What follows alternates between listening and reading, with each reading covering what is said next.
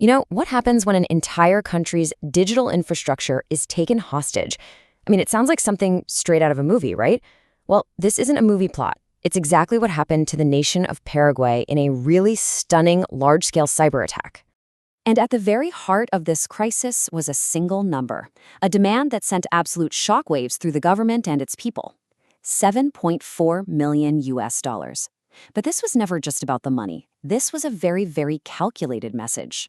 So let's set the scene. The date was June 11th, 2025. And the hackers didn't just target a single company. No, they went for the very apparatus of the state, the government of Paraguay itself. And just like that, a national emergency was triggered. Now, what's really fascinating here is how the attackers framed their demand. It wasn't just an arbitrary $7.4 million. They deliberately calculated it to be roughly $1 for every single citizen of Paraguay. Think about that. This masterstroke turned a government crisis into a deeply personal threat, a psychological tactic just designed to maximize public fear. So you might be asking, how could they possibly justify such a staggering demand? Well, they did it by showing off the sheer breadth of their infiltration. This wasn't some minor breach, folks. This was a systemic compromise of the nation's entire digital backbone. The attackers basically claimed they had the keys to the kingdom. They said they had successfully breached at least 18 different government bodies, which demonstrated a massive infiltration that just cut right across the entire administration. And listen, these weren't some obscure, dusty departments. We are talking about high-profile, absolutely critical institutions. Data was supposedly exfiltrated from the National Traffic Agency, multiple ministries, and get this, even the Office of the Presidency itself. It just goes to show you how deep this breach really went. So, with the government's data firmly in their hands, the hackers issued an ultimatum and started a countdown. The government of Paraguay was now facing an impossible choice: pay the ransom or face the consequences. You can really see this crisis unfolding in 3 clear stages.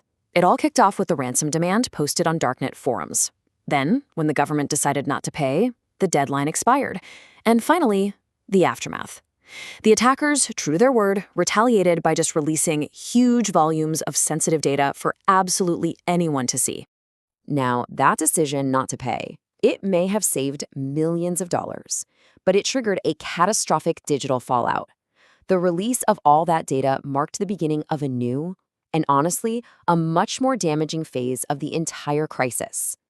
And this brings up a really crucial question, one that every government, every organization has to grapple with now.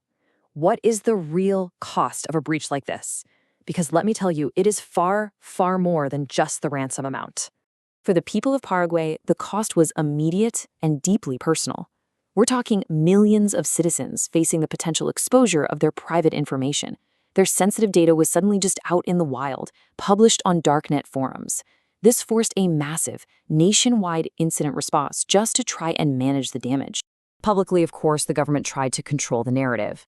They put out statements denying that their core systems were compromised, and they suggested the data might have just been compiled from a bunch of different sources.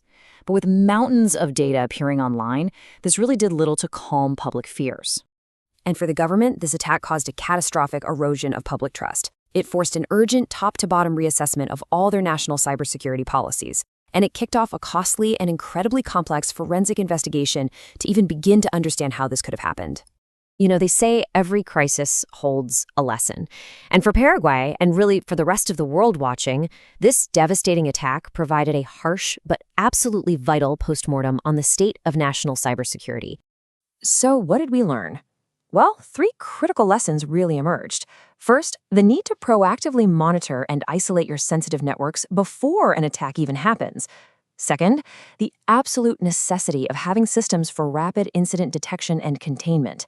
That's how you stop a small breach from blowing up into a national disaster. And third, the importance of having clear, honest communication protocols ready to go to manage public panic and maintain trust.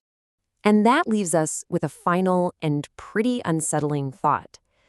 This wasn't a small business or a startup. This was the digital infrastructure of an entire country. So, if a government itself can be held hostage, how safe is any of our data?